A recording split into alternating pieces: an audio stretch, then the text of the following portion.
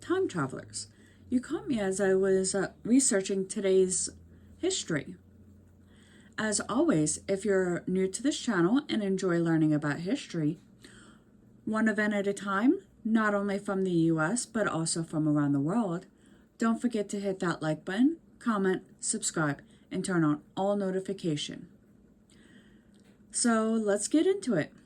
Today we're going to start out in 1862 when the Battle of Carthanon, an American Civil War conflict that ended in a decisive Union victory over Confederate forces in northeastern Mississippi, began. 4 years later, in 1866, though through the mediation of Napoleon III, Italy obtained Venta and the Treaty of Vienna. Now let's stay in Europe, but switch to Germany. In 1889, German journalist and pacifist Karl von Auschwitz, who was awarded the 1935 Nobel Prize for Peace while incarcerated in a concentration camp, was born in Hamburg, Germany. Now let's stay in Germany, but move to 1918 when Prince Maximilian of Baden, internationally known for his moderation and honorability, was appointed Chancellor of Germany. We're still going to stay in Europe, but move to 1935 when Italian forces led by Emilio di Bono, under the order of Benito Mussolini, invaded Osnia, also known as Ethiopia, in hopes of building a new Roman Empire. We're now going to come across the pond to American soil, and the following year of 1936, when American Colgate Gridiron football coach John Heisman, who was considered one of the greatest innovators of the game, died.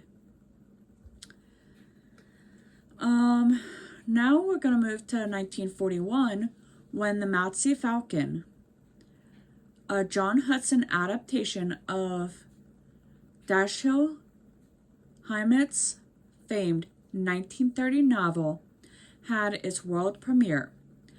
It is considered by some to be the greatest detective movie ever made. 4 years later, in 1945, the Mary Johnson Bill, keeping atomic research a secret and establishing security regulations, was introduced into the U.S. Congress. Although it never became law, the debate over the proposed legislation resulted in the passage of the Atomic Energy Act of 1946. Now let's stick with the topic of atomic weapons and atomic energy, but move across the pond to Great Britain.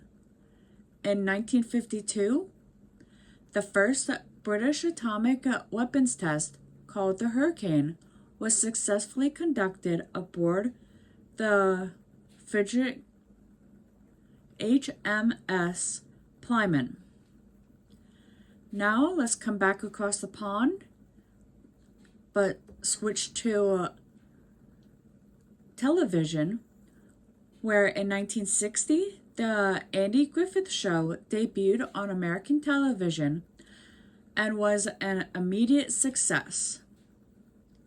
Now, in 1961, let's stick with the topic of television, when The Dick Van Dyke Show, a pioneer of the sitcom genre, began airing on CBS. Let's move to 1969 and switch topics to music, when American singer and songwriter Gwen Stefani, who came to fame in the 1990s as the lead singer for the rock band No Doubt before starting a solo career, was born. Okay, now we're going to completely switch topics to war. After 4 decades of Cold War division, with pressure from the German Chancellor Helmut Kohl, Soviet leader Mikhail Gorbachev agreed to a unified Germany within NATO, leading to Germany's reunification on this date in 1990. Now, 5 years before the turn of the century, in 1995, in one of the most sensational trials in U.S. history, ended as a jury found O.J. Simpson not guilty of murdering his ex-wife, Nicole Brown Simpson, and her friend, Ronald Goldman. And our final event happened in 2004, when American actress Janet Leigh, who was best remembered for her performances in Alfred Hitchcock's Psycho in 1960, in which her character suffered one of cinema's most memorable and shocking deaths, died at the age of 77. Now that we have returned to 2024 and our current history, why don't we head over to the animal kingdom for a 50-second animal fact? The Japanese manquis played with snowballs for fun. Manatees? These snow monkeys have been observed rolling up snowballs, then pushing them down hills just for the heck of it. Others gather lumps of snow in a ball and carry them around proudly, sometimes to the envy of others who try to steal it. Now, let's head over to the science lab for our 50-second science fact. Insects can fly up to 3.25 kilometers above sea level at least. Alpine bumblebees have been found living as high as 3.25 kilometers above sea level, and even can fly in lab conditions that replicate the air density and oxygen levels at 9 kilometers.